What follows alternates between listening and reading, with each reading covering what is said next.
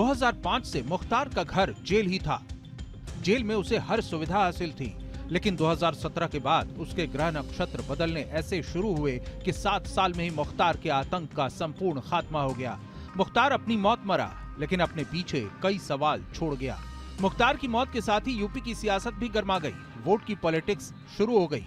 आरोप प्रत्यारोप का खेल शुरू हो गया है। समाजवादी पार्टी ने मुख्तार अंसारी की मौत पर ट्वीट में लिखा, पूर्व विधायक श्री मुख्तार अंसारी जी का इंतकाल दुखद, ईश्वर उनकी आत्मा को शांति दें।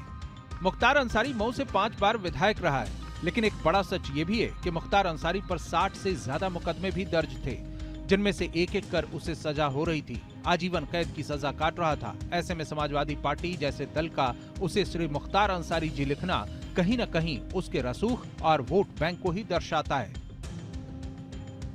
भले ही वोट की राजनीति करने वालों के लिए मुख्तार गरीबों का मसीहा था, लेकिन कानून की किताबों में वो सबसे बड़ा अपराधी था, जिसका इतना खौफ था कि बड़े बड़े पुलिस अफसर भी उसके सामने जाने से घबराते थे।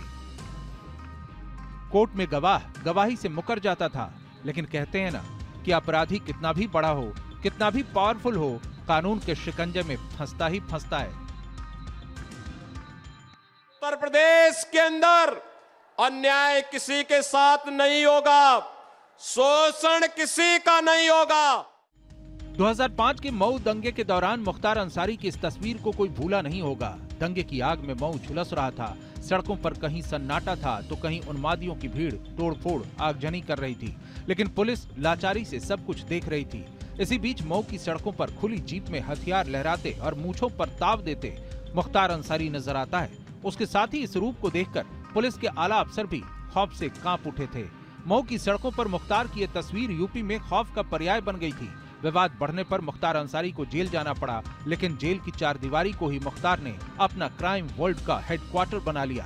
2005 में मुख्तार के जेल जाने के पीछे ये भी कहा जाता है कि बड़ी प्लानिंग के तहत मुख्तार जेल गया था। वो एक बहुत बड़ी आपराधिक साजिश रच रहा था। 14 अक्टूबर 2005 को मऊ में दंगा हुआ था। 25 अक्टूबर 2005 से मुख्तार गाजीपुर की जेल में था।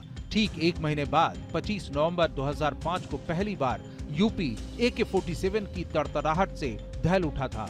बीजेपी विधायक कृष्णानंद राय और उनके 6 साथियों की AK-47 से सरेआम गोली मारकर हत्या कर दी गई। हमलावरों ने 6 AK-47 राइफल से 400 से ज्यादा गोलियां चलाई थी। मारे गए लोगों के शरीर से 67 गोलियां बरामद की गई थी। विधायक कृष्णानंद पास के ही गांव में एक क्रिकेट टूर्नामेंट का उद्घाटन करने जा रहे थे। बुलेट प्रूफ गाड़ी के बजाय नॉर्मल गाड़ी से गांव के लिए निकल पड़े थे। टूर्नामेंट का उद्घाटन करके जैसे ही निकले, सामने से एक सिल्वर ग्रे कलर की गाड़ी आकर खड़ी हो गई। कृष्णानंद राय और उनके गनर कुछ समझ पाते उसके पहले ही उनकी गाड़ी पर ताबड़तोड़ फायरिंग शुरू हो गई।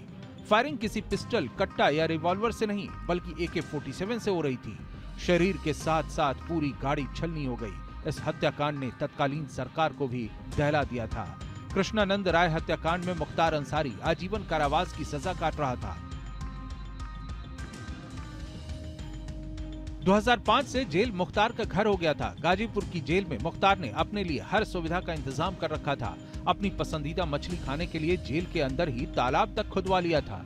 बैडमिंटन खेलने के लिए बाकायदा कोर्ट बनवाया गया, जिससे मर्जी होती थी वही उससे जेल में मिलता था।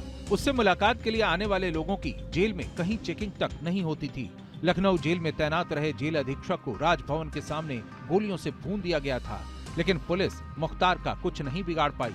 जेल अधीक्षक और जेल अधिकारियों को धमकाने के कई मुकदमे दर्ज थे उस पर, लेकिन वो अपने हिसाब से कानून को चलाता रहा। ये विधायक हो गया, करेला और नीम चढ़ा। उसके बाद फिर समाजवादी पार्टी, कभी फिर अपनी कौमी एकता दल, और ये अफजाल ये सब जो है।